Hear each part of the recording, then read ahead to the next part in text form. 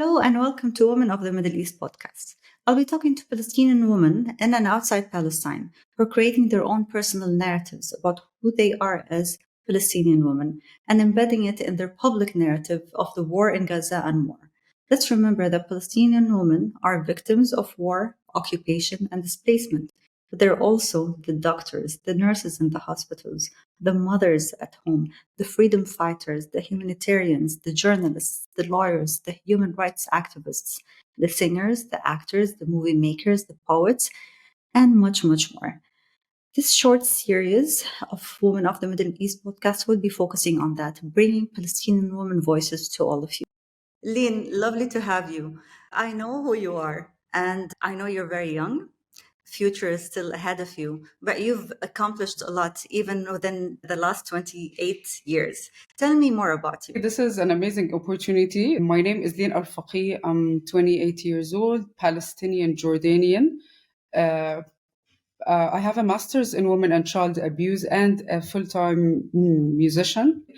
So basically, the combination between my passion and my education degree is always interconnected in a way that also war and displacement is a type of abuse. So my thesis was about the benefits of music based interventions in work with abused children and specific refugees.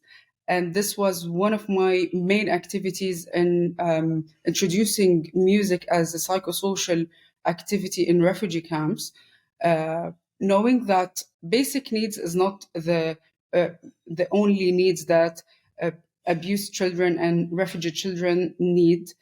Also, supporting their talents is also a right for them. This was my main interest in combining my passion and my education together. Do you think if Leen wasn't a young Palestinian woman, you would be interested in this area? I think that to be a humanitarian doesn't need a specific direction because I'm Palestinian, but I also want to support Lebanese and Syrian and every vulnerable children. Human rights isn't for a certain nation and for the other is knowing that abuse is abuse and human rights are human rights. When you construct a public narrative, it's always your personal narrative should be a part of it too. As you said, we are all humans. We connect with each other on different levels, sometimes because we empathize, sometimes because we have gone through what others have gone through. But I do believe that when you understand the ordeal of people who have been displaced, when you understand what it feels like to be oppressed in your own country, when you live under a colonial settlement as people in Palestine, this gives you an insight.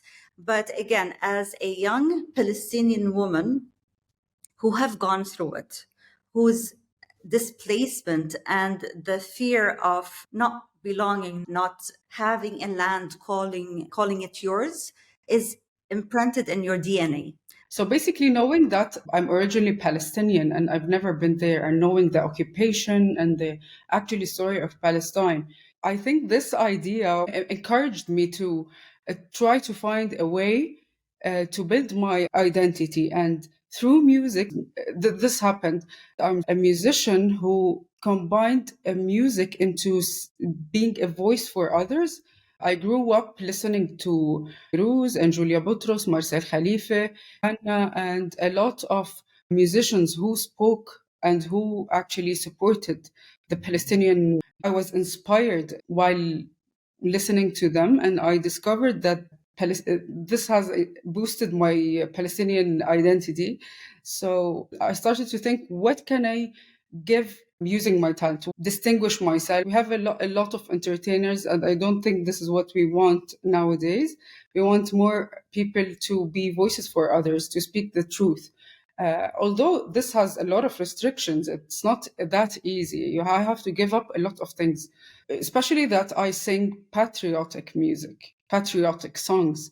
I have a lot of people that are my friends who live in Gaza and in Palestine and Ramallah, and we became friends, and it makes me really happy to see that my message is being delivered and spoken, because I also got a lot of music deleted from Instagram and band. And this means a lot. This means that even something simple can have a big effect. That's how I boosted my identity. And also the volunteering experiences in refugee camps and my community. Living in Jordan, you never feel the difference between the Palestinian and the Jordanian. So this community also helped. So Leen is a young Palestinian singer who uses her powerful, and I have to say, powerful, amazing, beautiful voice as a form of resistance. And through this voice, you are delivering a message. Songs have been used in history, of course, as you said, to boost courage and enthusiasm in wars. Music is very important in bringing people together. Tell me more of how do you use your voice as a form of resistance? People might be not aware of the truth, but music for me and arts in general are a form of resistance because it's a universal language. If you cannot understand the words, you can understand music.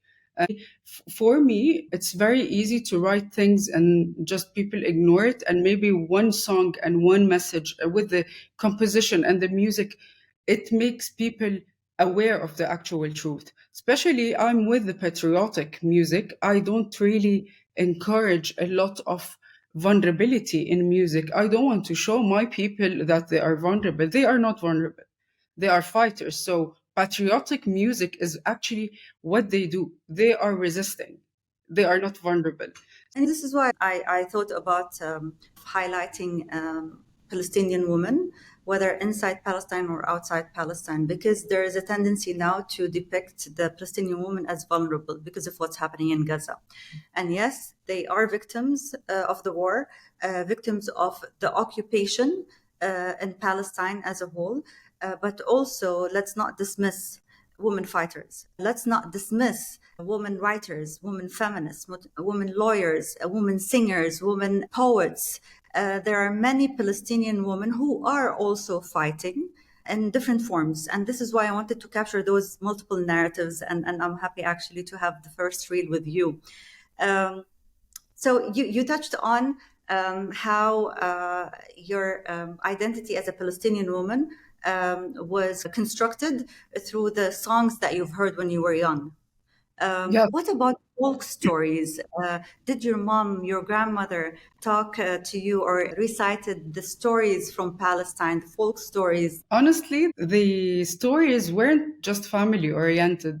Even my friends, hearing other friends' stories, even relatives and maybe strangers as well.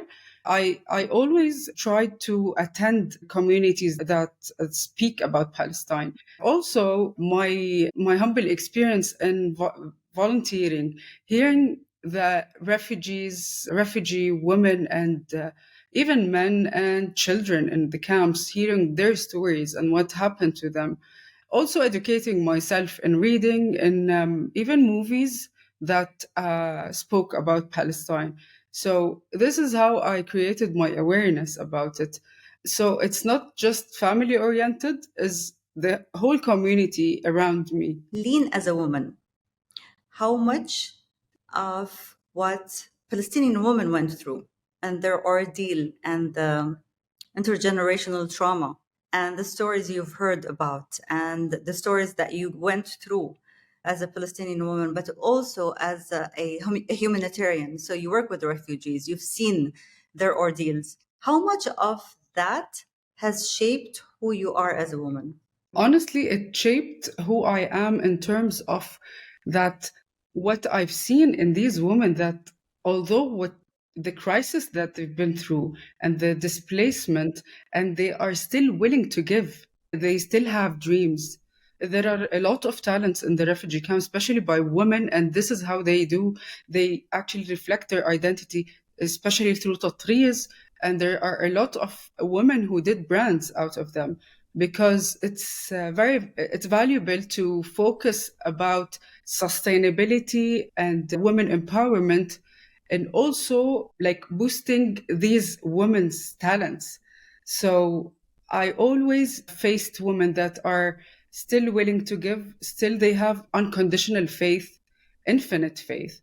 Iman Mutlaq, as they say. I've met a lot of women inside the refugee camp. I cannot forget this woman at all. She once said that she has only two daughters and she wanted them to continue their education in universities. And she used to do pastries inside the camp and sell them inside the camp. And she actually finished two educational degrees for the two of her daughters. And she said if she had to buy a land, she would have bought it entirely. So whenever I saw these women speaking about how can يعني بيعملوا من مأساتهم from the tragedy they live in, they actually empower us. I used to be empowered, and they helped me in thinking how to start my music career and how to establish a team and how to find the solution in every problem. I wish this focus and those lenses that are focused right now on Gaza continues after the war ends, because right now women all over the globe are connecting with the Gazan women just on the basis of being women, being mothers, daughters, sisters, seeing those women go through loss, grief, with a sense of resilience and sense of faith that shakes you to the core, right? But I wish they would see them afterwards when they start rebuilding their own societies. Those women who have lost a lot are the ones who will push this society to flourish again. They will rebuild their houses. They will take care of who has lived. If they had lost a man in the family, they will be the providers of the family. Women are known to stand and be grounded for the whole family to survive. But I wish the whole world would see that too, because what happened or what is happening in Gaza now had happened before multiple times. Maybe not in the gravity, maybe not in that grandest way where the people can see it as they see it now, but they've gone through multiple genocides, really. It's not the first time. Even refugees in refugee camps are just another generation of past victims of wars and of displacement. We cannot deny the fact that every day there is displacement, every day there is abuse, every day there is occupation, every day there is discrimination and child killings and intentional bombings. So this happens every day. This is how a Palestinian lives. And speaking about the occupation, I cannot see a place in Palestine that is not actually occupied. What do you wish for Gaza right now and for Palestine, as we hope it would be one day? Honestly, maybe what we wanted recently is a ceasefire, but this is on the short term. We shouldn't forget that what we actually want is the full liberation of Palestine, and we have faith that the day might be very soon. Teach the younger generation the story of Palestine. Teach the world that Palestine is occupied. It is occupied. It's been under occupation for 75 years. And the recent war is just one facet, one aspect of cruelty and oppression that they go through, as you said, on daily basis. I want you to sing something. هدي يا بحر هدي طولنا بغيبتنا ودي سلامي ودي للأرض اللي ربتنا سلم سلم عبلادي تربة بي وجدادي وبعض العصفور الشادي بيغرد لعودتنا